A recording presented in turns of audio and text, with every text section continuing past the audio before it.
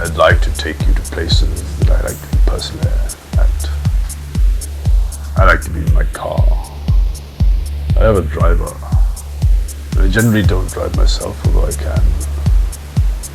My car has amazing carpets. They're very soft and very deep. They're all natural New Zealand lambswool. When I was a lot younger, around 27, I owned a Lamborghini and I drove myself. But now I have a convertible saloon.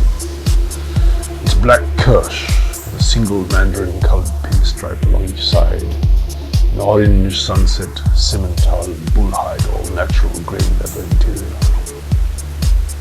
It's an extremely expensive car. My lifestyle is quite baroque, really.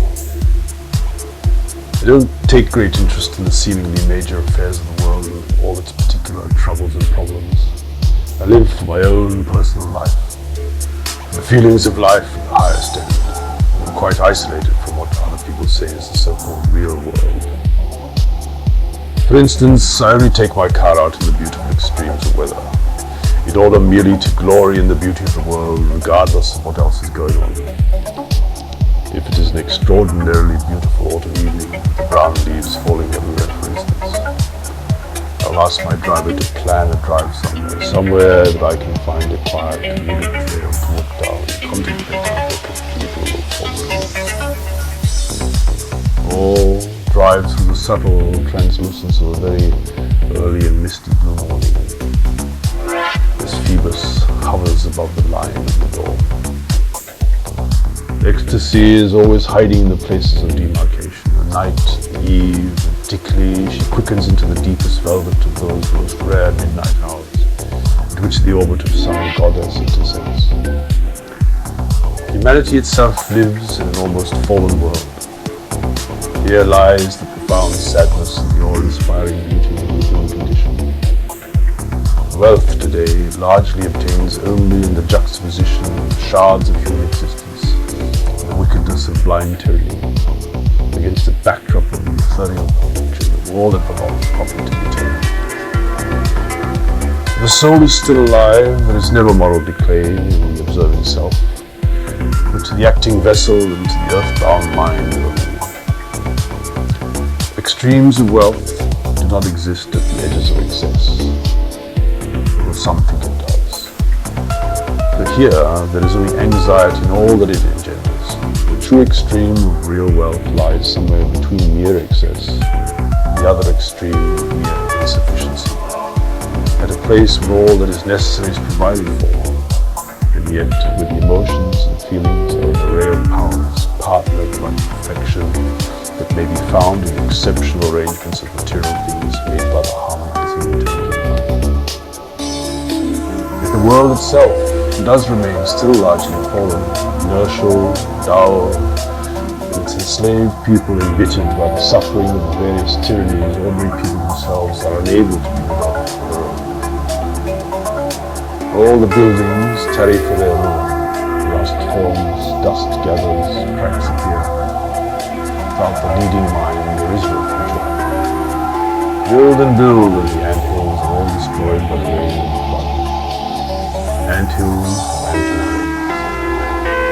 Here are the true extremes. The leading mind is not a human mind. My most favorite time to take my car out is when it is about to rain lightly in the evening before the lush velvet fall. And then we raise its fabric hood to experience the expensive luxury of its special silence, to drive through the black streets of nighttime in the rain, powerful headlights glowering. My driver knows, but he doesn't know. Of course, he suspects something. He suspects that something goes on there each time when we go to the main city opera theatre, and he drops me at the side and I get out, always telling him to return at the dawn. I'm not sure that he realizes it is only when the raindrops fall, though. Only when they fall and we've been driving through the clean, sparkling drops for hours in the night. For whatever reason, this is the precise juxtaposition of sounds and colours and patterns to which the rhythm of my own mind finds its natural equilibrium whenever I'm living in human cities. I have no control of the genius of my inspiration as to when she will appear. She deigns only to come when my own mind is, not clear, but most fully open to the dramatic wealth of the universe. She gave me recently a set of Earth-made and highly advanced neural sensing and virtual reality glasses with instructions as to their settings and the neural thresholds to search for.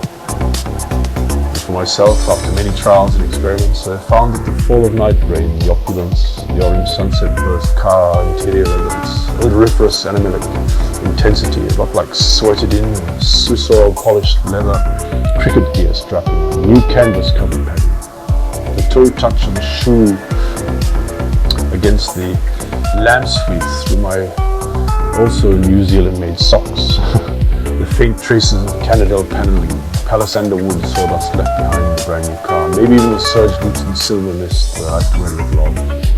All of these things turn the brainwaves in my mind to beat a very special low hum that it otherwise never does. A hum that is measured by the most pedantic of muses before they risk and deign to make their appearance to this utterly mortal human being. The surge Luton's iris silver mist is a hypothesis of droit de coursage. At least, it is so in its private client, bespoke blend.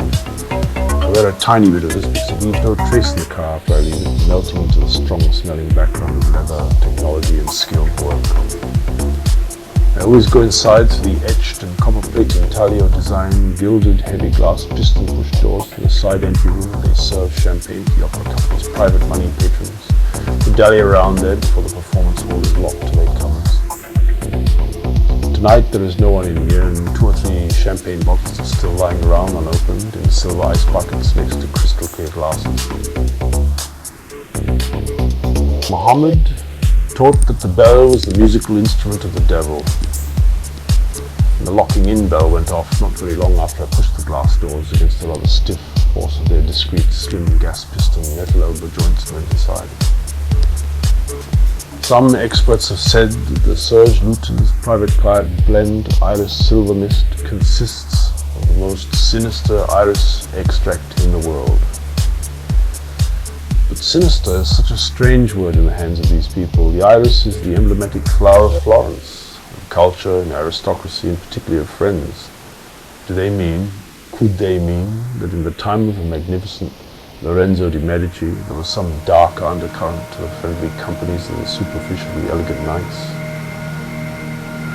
The anti-hypothesis of the Serge Luton silver mist slipped into my consciousness like a pirate sloop into a treasured bay in the dead of night. And suddenly there she was, all glittering, sparkling, albeit wearing no more than the little black dress. Oh, but my, what a little black dress. Not yet in the antechamber where I was, 15 feet away at least, in the arched short hall that led to the artists' dressing rooms. The guns on her bare upper arms that belied the sophisticated beauty of the haute couture and the expensive patent glossy black stilettos. Her hair, deep mahogany, and decidedly ruby-red glints in it, as the bright dichroic downlights of the hallway ceiling flitted in and out of those thick mahogany tresses. Her eyes were bright violet and ivory, and she was incandescent. As she turned her head side on to turn her majestic eyes down towards me, I felt a shudder go up and down my spine like an electric shock that raced upwards and banged against the top of my head, and then descended back down again with waves of realization. Here was the god, or goddess in fact, or at least one of them, of all physicality and sex.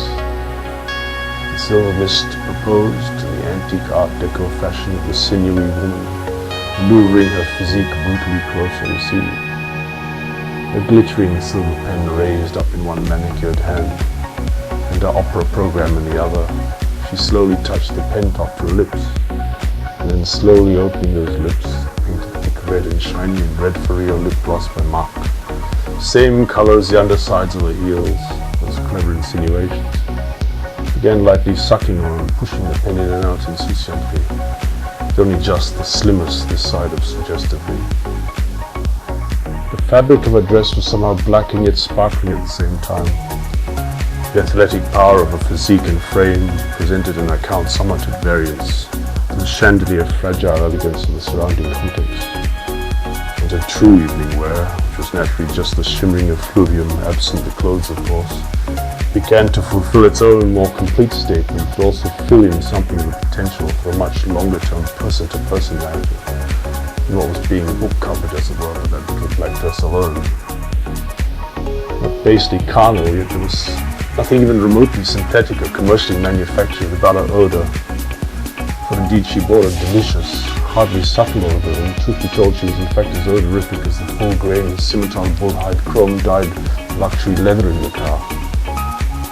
I apprehended her in my nostrils, and in front of the animal carnality of the dense body, there was a most strange yet satisfyingly high-intellect aura arrangement of crushed, natural juniper berry seeds in open cardamom pods. These things I easily knew. As for the rest, I was resorting to what I had read about this most rare and expensive confections. The Marina di Bourbon Dark Princess custom variant. There would be laurel leaf, and of course aldehyde treatment of orris butter, real ambergris, no doubt, carnation, frankincense, dried lemon peel, and amber smoke. There was somewhere in there too the darkness of Montferrat truffles and of course some leather.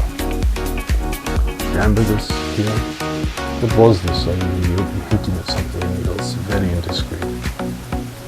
The anti-hypothesis, therefore, was absolutely nothing at all less than its own clear statement of easy access. Here I am, all of me, and of what I am with all systems.